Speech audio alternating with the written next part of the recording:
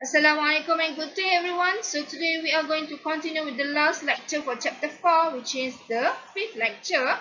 We are going to focus on 4.4 on solving the unique solution to ax equal to b using the second method, which is the Cramer's rule. Okay, so this is our learning outcome for this lecture. Cramer's rule. So what it means by Cramer's rule? So previously we know to solve the ax equal to b, we can let x as the subject. So we have to find the A inverse, and to get the value of x, it will be equal to A inverse multiplied by b. So we can find the A inverse. So to find the A inverse, we have two methods. The first one is to use the adjoint method. The second one is, if possible, we can use the AB equal to KI properties. This second method, Cramer's rule, we don't have to find the inverse. Okay, the first method is to find the inverse. The second method is by using this Cramer's rule. So what it means by Cramer's rule? Consider the following system of linear equation in matrix form AX equal to B. So this is our matrix A, matrix X equal to matrix B. Find determinant of matrix A. So this is the first step of Cramer's rule. So what you need to do, this matrix A here, we need to find its determinant.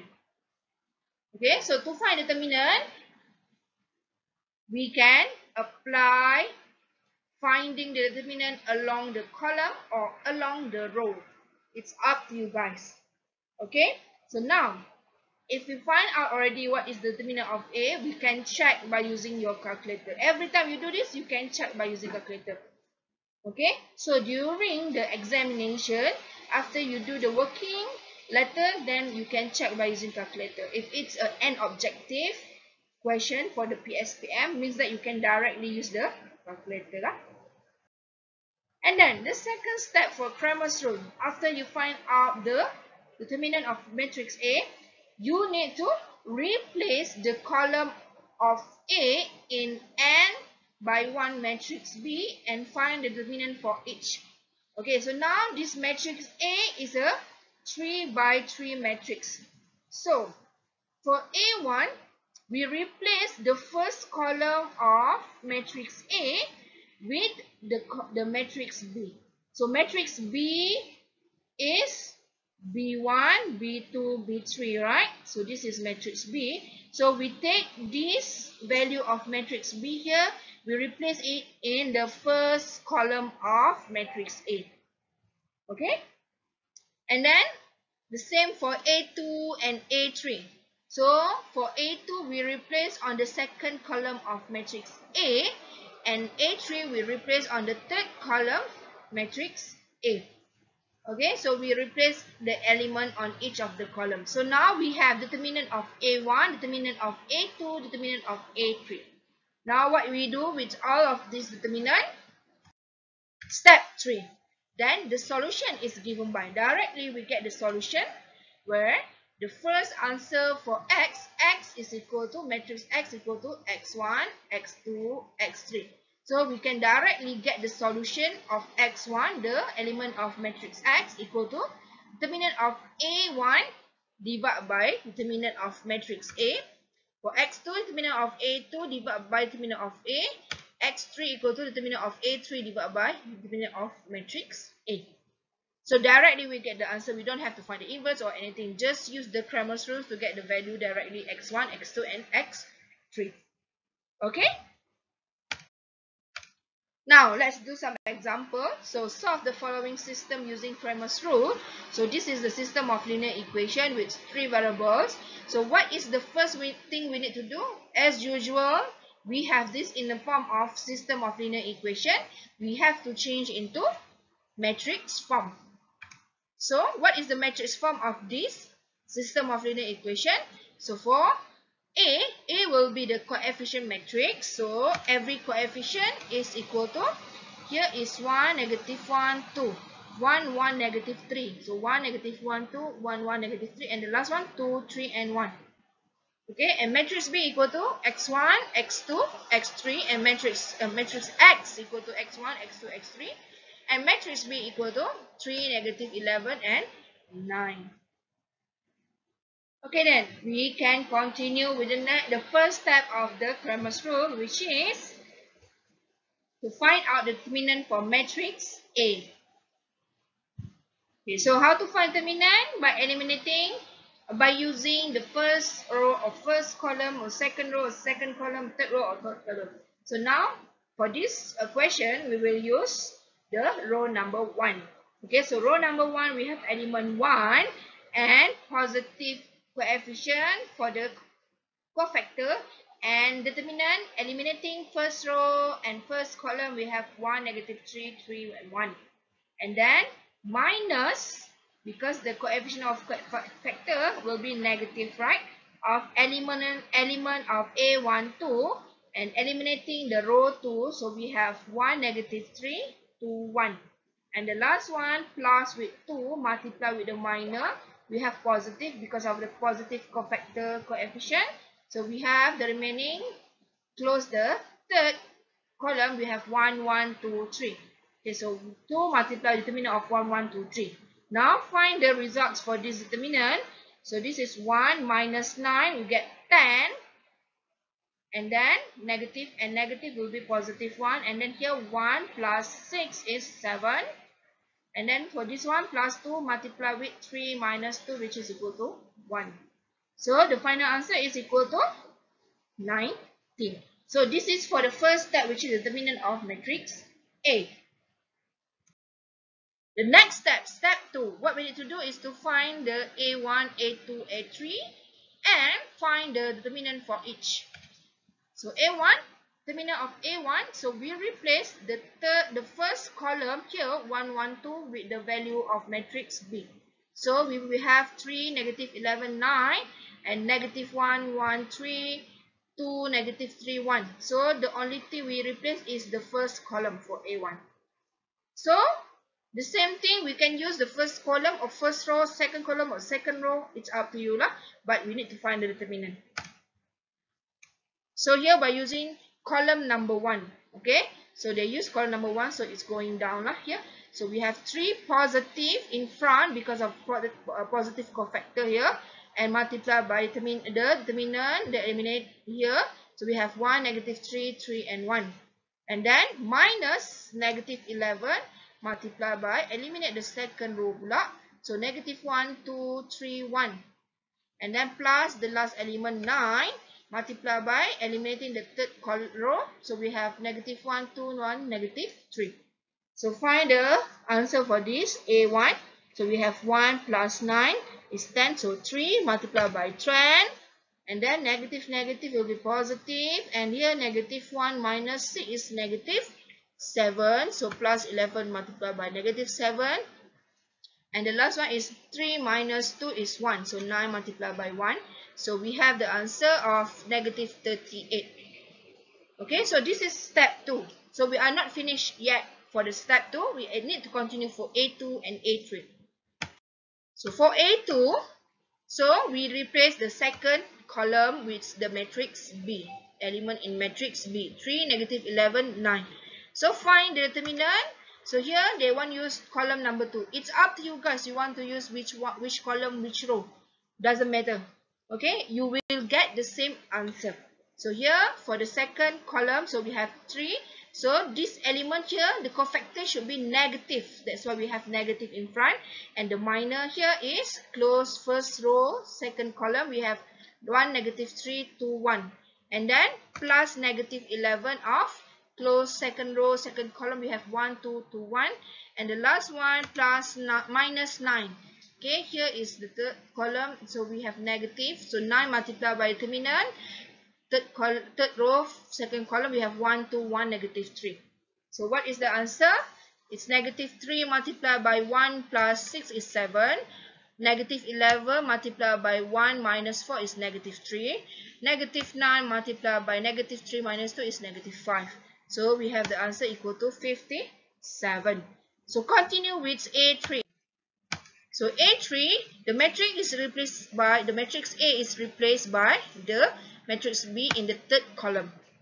So they want to find the determinant by using the column number 3. So The cofactor here is positive. That's why we have positive in front. We don't have any negative. And multiply by each element and the determinant. So close third column and first row. So we have 1, 1, 2, 3.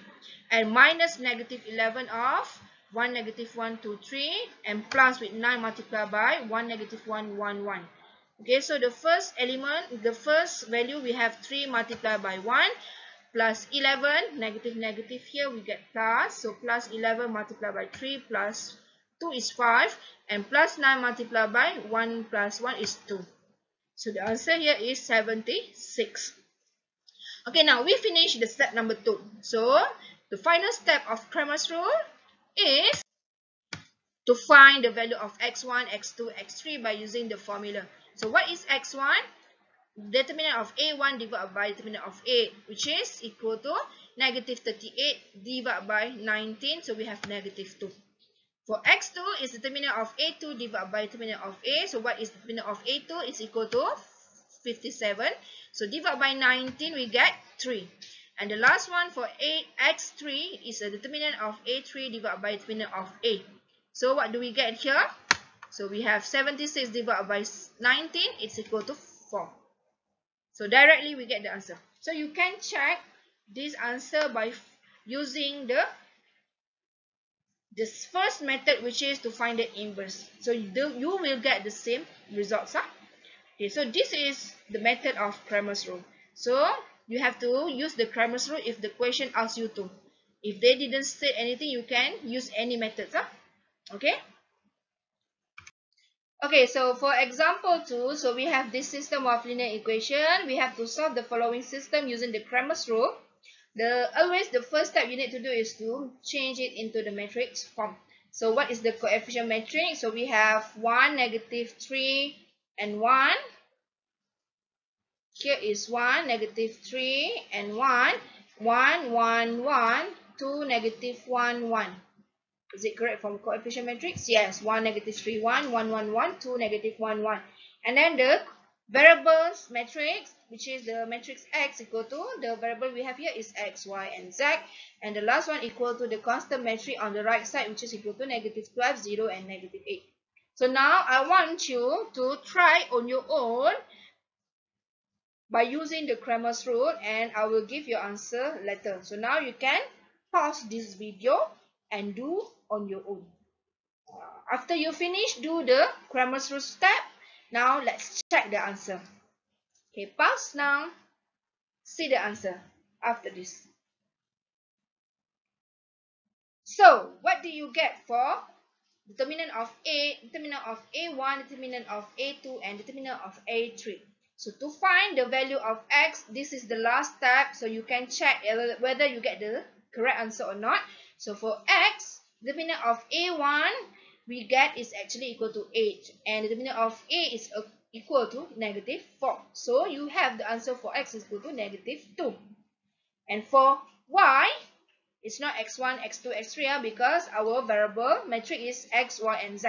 So please use the variable correctly.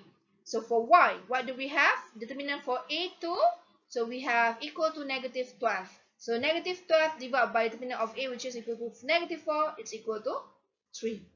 And for z, the last variable here, determinant of a3. So what did you get for the determinant of a3? So here we have equal to 4. So 4 divided by negative 4 is equal to negative 1. So we have the answer for x, y, z, which is equal to negative 2, 3, and negative 1. Okay, so please check your answer whether you get it correctly or not. Okay, so if not, please ask in the comment whether your work is correct or not. I will check it by one. If it's the same as me, then you are good to go. Okay, now let's continue with the next example. Okay, so this is a situations example. So example 3, so we have to interpret the situation first. After that, then we can solve the metric system or the system of linear equation. So Ali, Bob, and Ravi bought tickets for 3 separate performances. The table below shows the number of tickets bought by each of them. So for concert, Ali buy 2, orchestra by 1, opera by 1. For Bob, he bought 1 ticket for concert, 1 ticket for orchestral, and 1 ticket for opera. And for Ravi, he bought 2 tickets for concert, 2 tickets for orchestra, and 1 ticket for opera. And so this is the information we have. If the total cost for Ali is 122 ringgit, for Bob is 87, and for Ravi is 146, represent this information in the form of 3 equations. So now we have the total spent by Ali, Bob, and Ravi in buying all these tickets. And then we want to represent this information in the 3 equations. Okay, so what we don't know here, we don't know how much is the price for each of the tickets, right? But we know how many tickets they buy. So we can represent the variable matrix, x, y, z, or x1, x2, x3 as the price of each of the type of tickets. Okay, and then question B, solve the cost per ticket for each of the performance using Cramer's rule. So now we want to solve the cost per ticket. So this is what we want to find in A lah. The variable in A is what we said here, which is the cost per ticket. So now we want to solve it by using Cramer's rule. You have to use Cramer's rule only. Okay. Now for C, determine how much it will cost Hassan to purchase two concerts, 1 orchestra, and 3 opera tickets. So now we have a new person here to buy all these tickets. So after that, how to solve for question C? So let's do for question A first. So if the total cost for Ali is 122, Bob 87, Ravi 146. So how to represent? So this is the total. So we have the table, right? The first table in the information given. Now we can put one last column, which is the total cost for everyone. So for Ali is 122, Bob is 87, Ravi is 146. So we can represent the cost for each of the tickets for concert, orchestral, opera as the variable. So let X be cost be the cost for 1 concert ticket, and Y be the cost for 1 orchestra ticket, and Z be the cost for 1 opera ticket. Okay, so after that we can write down this in the matrix form or the system of linear equation first. Okay, you have to answer the system of linear equation first. So how can we write down the equation? So the total cost, so directly this is a form of going here, right? Sorry. Okay, it's going to the right side because we have a total here. So everything here will be multiplied by X, Y, and Z respectively. So what do we have?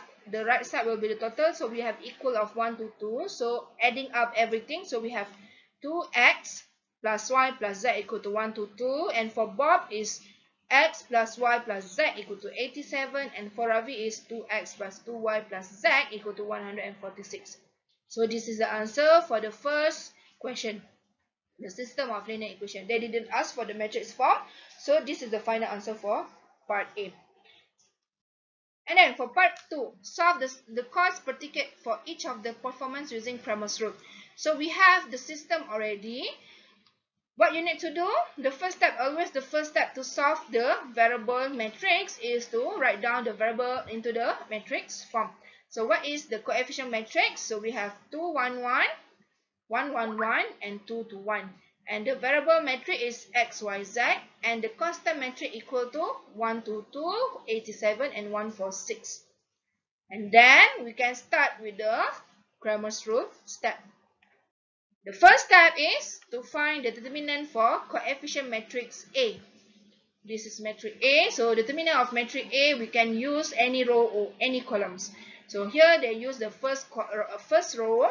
So we have 2 and then minus 1 and then plus 1 and then put the determinant for each of the element. So for the first element is close row 1, column 1, we have 1, 1 to 1. For the second element, we have to close the first row, second column, we have 1, 1 to 1. And the third element here, we have close the first row and third column, we have 1, 1 to 2. So find determinant for each of the 2 by 2 matrix here. So we have 2 multiplied by 1 minus 2 is negative 1. And then minus 1 multiplied by 1 minus 2 is negative 1 also. And then plus 1 multiplied with 2 minus 2, which is equal to 0. Okay, so we have 1 multiplied by 1. Negative negative is positive 1. So negative 2 plus 1 is negative 1. So this is the first step, which is the determinant of A itself. The second step, we have to replace each of the column into A1, A2, A3. So column 1 with the matrix B. For A2, column 2 with matrix B. For A3, the column 3 with matrix B. So A1, what is our A1? So we replace the first column here with matrix B. So we have to find the determinant for each of these. So find the determinant for this matrix A1. So you can use column 1 or row 1 or anything along the column or along the row. So here we use the column number 1. So 1, 2, 2 positive here. Multiply by close first column, first row. So we have 1, 1, 2, 1. And then minus 87 multiply by the minor here, close the second column and first row of second row and first column, 1, 1, 2, 1. And then plus 146 multiply by close the third row and first column, we have 1, 1, 1, 1. So what do we have here? 1, 2, 2 multiplied by negative 1, negative 87 multiplied by negative 1, plus 146 multiplied by 0. So we have negative 35 for A1. So continue with A2. A2 replace the second column with the column matrix B. So find the determinant. So we use the second column to find the determinant. So it will be negative here because the position is A11. So A11, A12, sorry, A12. So it will be negative 1 to the power of 1 plus 2. So it's 3. So it will be negative. The cofactor negative. So negative of 1, 2, 2 multiplied by its determinant. Close the first row. So we have 1, 1 to 1. Plus 87 multiplied by close the second row. We have 2, 1 to 1. And the last one minus 146 multiplied by 2, 1, 1, 1. So calculate. We have negative 1 to 2 multiplied by negative 1 plus 87 multiplied by 0 and negative 146 multiplied by 1. So we have the answer equal to negative 24. And continue with the next matrix, which is matrix A3. So matrix A3, we replace the third column with matrix B. So we can find the determinant for matrix A3 equal to, by using the third column, so it's positive of 1, 2, 2 multiplied by, close first row here, we have 1, 1, 2, 2. Minus 87 multiplied by, close the second row, we have 2, 1, 2, 2. And plus with 146 multiplied by, close the third row, we get 2, 1, 1, 1. So we have 1, 2, 2 multiplied by 0, minus 87 multiplied by 2, plus 146 multiplied by 1.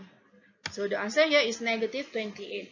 Now we are done with finding the matrix, the determinant for all the matrix A, A1, A2, and A3. Okay, now the last step for this question is, this step for the Cramer's rule is to find the value of x, y, z respectively. So step 3, x is equal to determinant of A1 divided by determinant of A, which is negative 35 divided by negative 1 equal to 35. And for y, determinant of A2 divided by determinant of A, which is equal to negative 24 divided by negative 1, which is equal to 24. And z equal to determinant of A3 divided by determinant of A, which is equal to negative 28 divided by negative 1, which is equal to 28. So we have the cost for each of the tickets, the type of tickets. For X, what is X? X is the cost for concert, one concert ticket, which is RM 35 ringgit. And then cost for one orchestral ticket, we have 24 ringgit, and cost for one opera ticket is 28 ringgit. So you have to do this conclusion because the question didn't ask to find X, Y, Z, but they asked you to find the cost for each type of the tickets. Okay, so this final part here is necessary. You have the final marks here. Okay, so let's do the question C, the last question for this example. Determine how much it will cost Hassan to purchase 2 concerts, 1 orchestral and 3 opera tickets. So we just have to multiply lah. Hassan will spend for 2 concert tickets. So how much is the price for the concert tickets? It's 36. So 2x plus y plus 3z, we just have to replace all x, y and z with the price itself lah. So 2 multiplied by 35 plus 24 plus 3 multiplied by 28, we get 178. So Hassan will use RM 178 ringgit to buy all of these tickets. Okay, so I think that's all for this lecture. So we finished already all the learning outcomes for this chapter 4. Okay, the next lecture we are going to continue with chapter 5, which is function and graph. So please be prepared. Okay, so that's all for this lecture. Good luck everyone. You have to try to do all the tutorial question and the miscellaneous question. Make sure you understand. So please next week we will have the first individual assignment on chapter 3 and chapter 4. So please, oh, we don't have exam for this chapter, right? Okay, so just be prepared for the assignment and the UPS. Okay, good luck. Thank you.